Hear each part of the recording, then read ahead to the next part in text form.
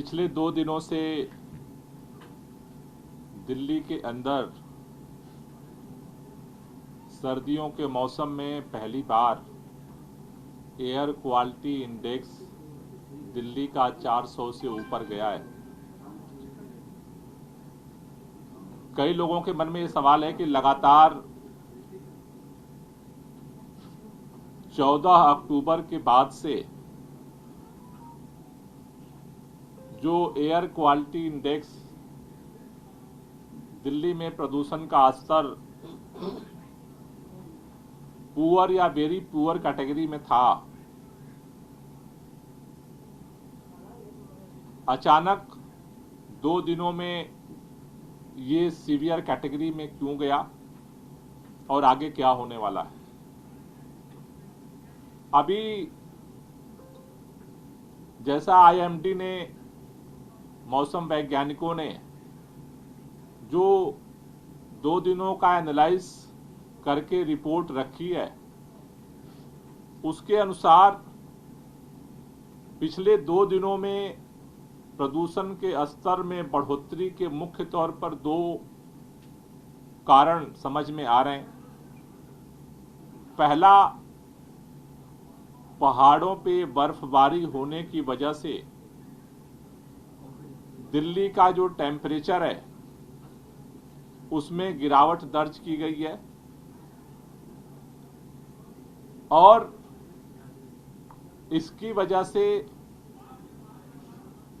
सुबह और शाम धुंध की स्थिति पूरे उत्तर भारत में बनी हुई है। दूसरा, हवा की जो गति है उसमें कमी आई है। 12 नवंबर को हवा की जो स्पीड थी वो 4 से 10 के बीच में थी। 13 नवंबर को भी हवा की जो गति है वो 4 से 10 के बीच में थी। इन 2 वजहों से प्रदूषण के स्तर में तेजी से बढ़ोतरी हुई। धुंध और टेम्परेचर डाउन होने से और हवा की गति कम होने से दिल्ली के ऊपर एक लेयर बनी है स्मॉग की, और उसकी वजह से जो प्रदूषण के कण हैं वायुमंडल में डिस्पर्स होने की वजह से वो सतह की तरह बने हुए हैं। लेकिन आज से हवा की गति में सुधार होने का अनुमान है। जो अभी तक प्रेडिक्शन हुआ है उसके अनुसार 14 तारीख को आज जो मैक्सिमम टेम्परेचर था वो 29, जो 15 तारीख को कल वो बढ़ करके 30 हो जाएगा। 16 को भी 30 रहने का अनुमान है, 17 को भी 30 रहने का अनुमान है। हवा की जो गति है उसमें 14 तारीख को 4 से 10 की जगह 4 से 12 आज स्पीड की हवा की गति होने की संभावना है। 15 तारीख को इसमें और बढ़ोतरी हो रही है और ये 6 से 12 इसकी गति होने की संभावना है।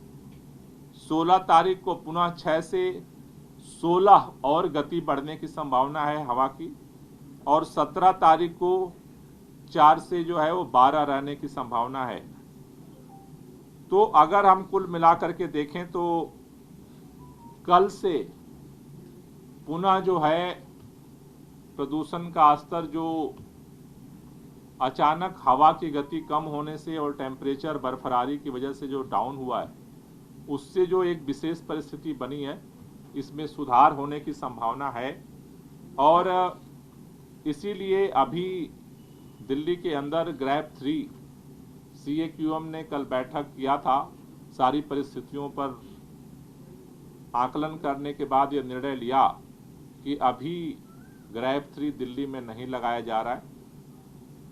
ग्रैप 2 के तहत और कंसंट्रेटेड तरीके से जो अभियान है अलग अलग डिपार्टमेंट्स के, उनको जारी रखा जाएगा। आज हम सभी विभागों को दोबारा इंस्ट्रक्शंस हम जारी कर रहे हैं कि जो ग्रैब 2 के तहत निर्णय लिए गए थे, जो डायरेक्शंस दिए गए थे डस्ट पोल्यूशन के लिए, व्हीकल पोल्यूशन के लिए, बायोमास बर्निंग के लिए, उसको स्ट्रिक्टली ग्राउंड पर फॉलो किया जाए, जिससे कि ग्रैब 3 में जाने की स्थिति न पैदा हो। सभी परिस्थितियों पे सरकार पैनी नजर बनाए हुए है। हमारी कोशिश यही है कि ग्रैब 2 के नियमों को लागू करके और दिल्ली में प्रदूषण के स्तर को गंभीर श्रेणी में जाने से रोका जाए। मौसम की जो विपरीत स्थिति थी 2 दिनों की, उसमें भी अनुकूलता देखी जा रही है, लेकिन अगर मौसम में प्रतिकूलता आती है और दिल्ली का एयर क्वालिटी इंडेक्स गंभीर श्रेणी में जाता है, तो सरकार दिल्ली के लोगों को प्रदूषण से बचाने के लिए जो भी जरूरी कदम होंगे, जो भी कठोर कदम होंगे, वो सारे कदम उठाएगी और दिल्ली के लोगों के सांसों को ज़्यादा से ज़्यादा कैसे बेहतर किया जाए, उसको बचाया जाए, उसके लिए दिल्ली के लोगों के साथ मिलकर के काम करेगी। आमतौर पर जो प्रदूषण की स्थिति है उसको लेकर के राजनीतिक बयानबाजियां भी हो रही हैं। मैं 2-3 तथ्य दिल्ली के लोगों के सामने रखना चाहता हूं और देश के लोगों के सामने। अभी centre for environment science CSC की तरफ से IIMT के जो डेटा है उसको एनालाइज करके एक रिपोर्ट 12 अक्टूबर से 3 नवंबर के बीच का ये जारी किया गया। ये डाटा एनालिसिस 12 अक्टूबर से 3 नवंबर के बीच में है। ये एनालिसिस इस सवाल का जवाब देती है कि दिल्ली के अंदर जो आज प्रदूषण है वो किसकी वजह से? क्या दिल्ली वालों की वजह से सारा प्रदूषण है? क्या NCR के वजह से सारा प्रदूषण है? क्या उत्तर भारत के अंदर जो गतिविधियां हो रही हैं उसकी वजह से सारा पोल्यूशन है? या फिर दिल्ली का कितना कंट्रीब्यूशन है, NCR का कितना राज्यों का कंट्रीब्यूशन है, उसके बाहर के जो राज्य हैं NCR के सराउंडिंग उनका कितना कंट्रीब्यूशन है? इसका जवाब ये स्टडी जो है साफ साफ बता रही है। ये स्टडी कह रही है कि जो 12 अक्टूबर से और 3 नवंबर के बीच में इन्होंने जो डेटा था IIMD का, उसका जो स्टडी इन्होंने किया, उसके आधार पर जो प्रदूषण का स्तर था उसमें 30.34% लगभग 30% जो सोर्स हैं वो दिल्ली के लोकल सोर्स हैं। दूसरा 34.97% जो पोल्यूशन में कंट्रीब्यूशन है दिल्ली के, वो जो NCR के डिस्ट्रिक्ट हैं दिल्ली से सराउंडिंग सटे हुए, उसमें 34% कंट्रीब्यूशन है। NCR के भी सराउंडिंग जो बाहर के जो डिस्ट्रिक्ट्स हैं जो NCR में भी नहीं आते, जिसको हम नॉर्थ इंडिया एयर सेट कहते हैं, 200 से 250 किलोमीटर का, उन अदर डिस्ट्रिक्ट का जो कंट्रीब्यूशन है वो 27.97% है।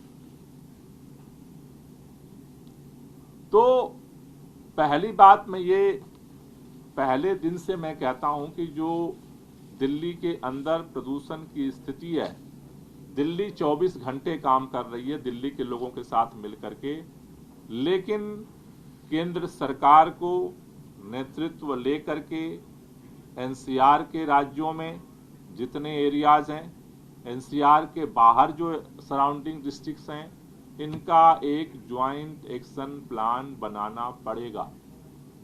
प्रदूषण का स्तर केवल भारतीय जनता पार्टी के दफ्तर से प्रेस रिलीज जारी करके कम नहीं होगा, बल्कि सभी सरकारों को मिल करके इस पर काम करना पड़ेगा और अपने हिस्से का जो पोल्यूशन है उसमें सबको सक्रियता से काम करना पड़ेगा।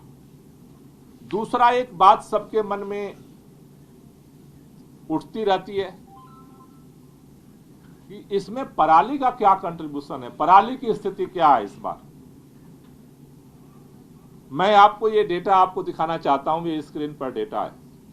ये स्क्रीन पर जो डेटा है, ये जो डेटा है स्क्रीन पर जो दिखा रहे हैं, ये डेटा जो डेली बेसिस पर जारी हो रहा है, ये डेटा कहता है, इसका कॉलम अगर आप देखें, 2022 में जब हमारी सरकार पंजाब में बनी उस समय 14 अक्टूबर से 13 नवंबर तक 45,172 पराली जलने की घटना थी। जब 2023 में हमने काम किया तो 45,172 से घट करके आप 2023 का नीचे का येलो कॉलम देखिए तो 26,127 होती है लास्ट ईयर।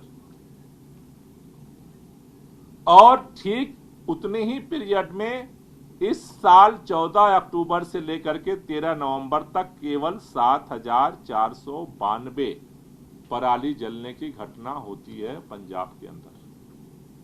यानी 2022 में जब हमारी सरकार बनी और उस सरकार बनने के बाद जो पिछले 2 साल में हमने वहां पे काम किया, 45,000 से घट करके वो 7,000 पर जो है पराली जलने की घटना आई है।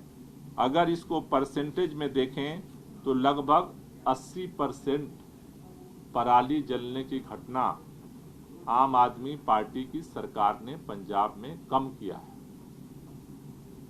ये डेटा दिल्ली सरकार का नहीं है, ये डेटा पंजाब सरकार का नहीं है, ये डेटा केंद्र सरकार के द्वारा डेली बेसिस पे जारी होता है।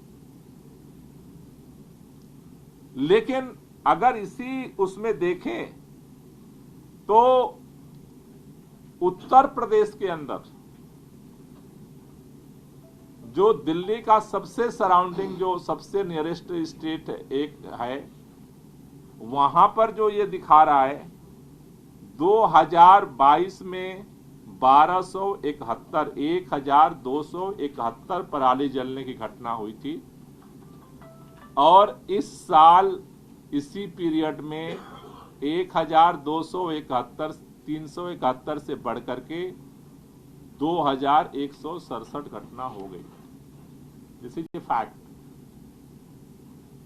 मैं जो बात कहना चाहता हूं कि दिल्ली के लोगों को प्रदूषण की मार झेलनी पड़ती है, केवल दिल्ली वालों की वजह से नहीं। चारों तरफ का जो प्रदूषण का स्तर है उसका असर दिल्ली के ऊपर हो रहा है।